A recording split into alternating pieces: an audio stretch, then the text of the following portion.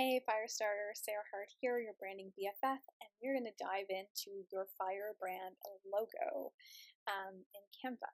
And before we get started, I wanted to mention, if you don't know what a firebrand is, check out sarahhart.ca/quiz, where you can take your the brand element quiz and uncover your archetype. And the quiz gives you a breakdown of either earth, fire, air, or water, and also comes with cool brand books with colors and fonts and graphics and all kinds of great stuff to help you build your brand based off your archetype. So jump on that if you haven't yet. Also, I wanted to mention that we are going to be going over the firebrand logos, but the other videos go into air brand, water brand, and earth brand styles. So jump over to those videos if you want to, if you're more interested in that style. And the last thing before we start is logos are a complete black hole, can be a black hole. You can end up spending days, months, years making thousands of variations of your logo. It just is a time suck because it's so personal. It's easy to get lost in your logo. So it's important to remember that a logo is just one piece of your brand, the whole puzzle that makes your whole brand. You have the website, you have your graphics for your social, you have like your business cards, so it's just one piece, and keep that in mind while you're designing. And if you're like me, honestly, I just have my signature, and that works great for me. So you can opt out and do your signature if you are feeling totally lost and stuck. So just a little PSA before we start.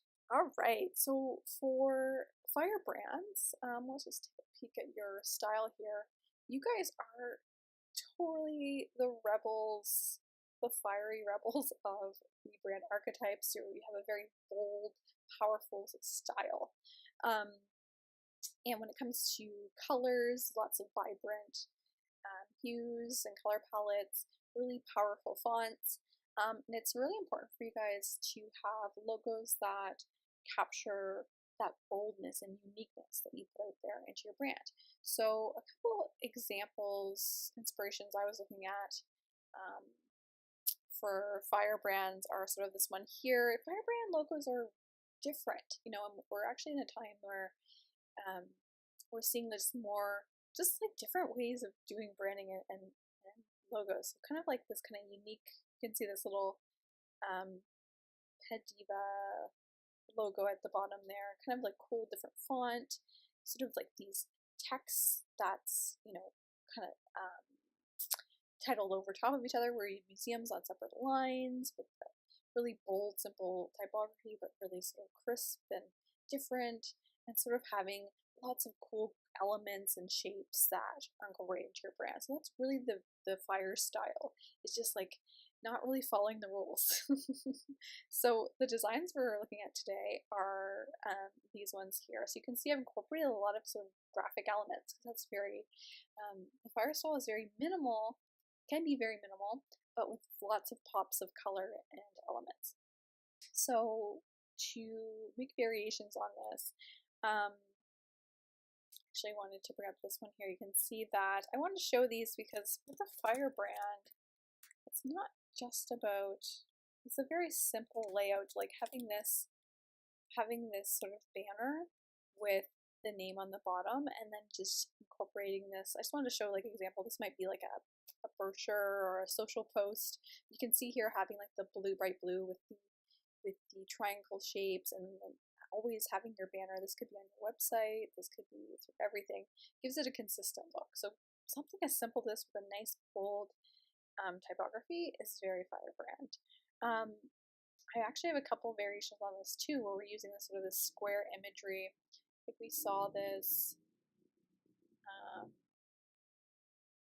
don't think I have it here, but sort of what's nice about like having this square and then the text, and this is sort of the trend we're seeing, is you can add in different elements. Like this is a cool. These are actually all these elements are from Canva, which is really fun. If I look up gradient, you can see they have these really fun, like different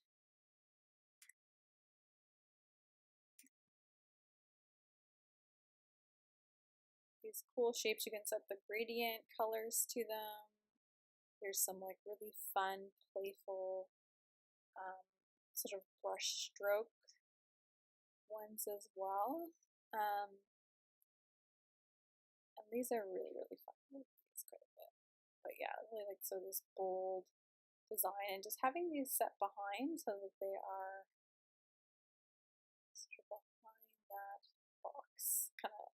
And I can see this too, like maybe on your website you have this with different. You can switch it up too. Switch this up from maybe using the different brush strokes on different parts of your site. So sort of going with that and going with really nice, simple typography. Another example of this is we could do, let's do a circle variation on this one.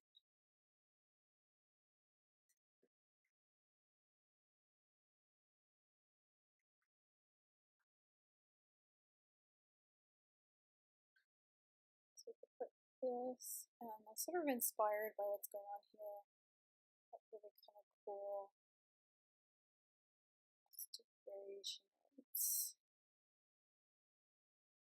uppercase.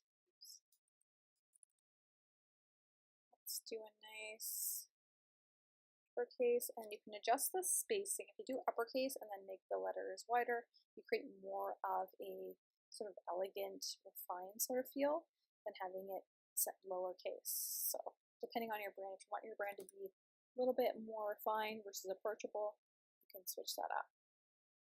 And there we go. It's a little bit smaller because one of the biggest thing is like overcrowding your logo. So I'm just gonna make this a little bit smaller. There we go. Just play with this. I'll be coming over there. Make sure this is centered. Oh, I kind of like this, just like on the side, it's popping out.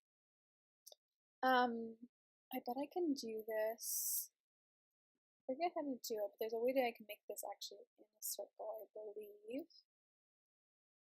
Mask it, I believe. Let's just see.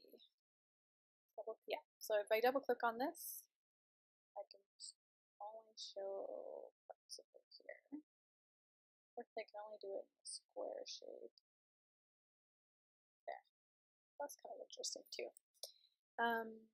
And then if I want this to be really approachable, I might just go and something like a nice, nice hand drawn.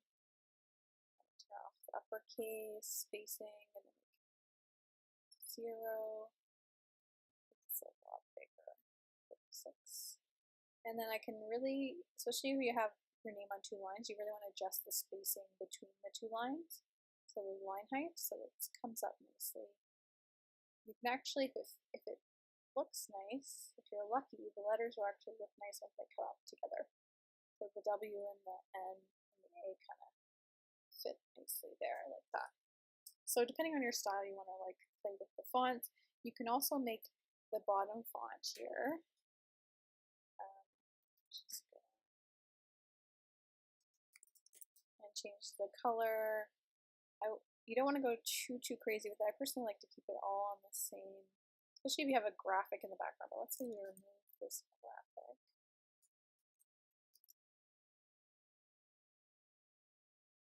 With Canva, sometimes the layers are a little hard to find.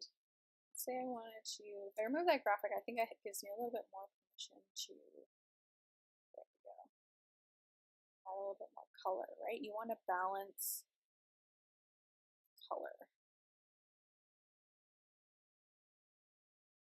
So there's not too much going on. Like you do want to have like that really fun, like looking at this design. There's a lot going on here, but you can see there's 2 colors with this text. Oops.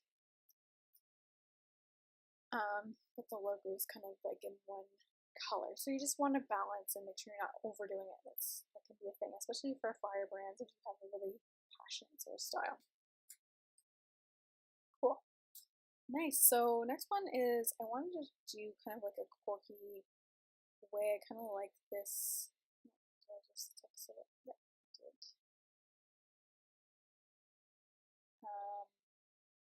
Like this one here where the L's kind of interesting. I think that's very sort of firebrand of having like one letter that's a little kind of unique. So I have Y's here. This is like a nice tall sans serif, which is very firebrand. It's also like really tight. I've the kerning between the letters, the spacing. This letter spacing is really close together, which gives it kind of like a unique feel to it. Let's just like play with this. Let's zoom in here. Just gonna play with this. So it makes kind of its own unique shape. I like that. What if that was just the logo there? It's just Y's instead of the full name, just like turning your name into like this kind of neat, different, kind of like almost like spacey graphic. And I'm not sure. It'd be cool if the Danielle name could fit into that. So let's just see if that will work. I might want to just keep it. Now the thing too is you want to balance your logo, right? So with this, I want to put it over here, but that means I have this huge space on the left to balance it with. So I just know that's not going to work. So for me, the best balancing would probably be in the center, but that's not going to work. So yeah, something like that, you might want to just keep it just like the last name there, kind of like that. Or I'll try the name. Let's try Danielle in this same font.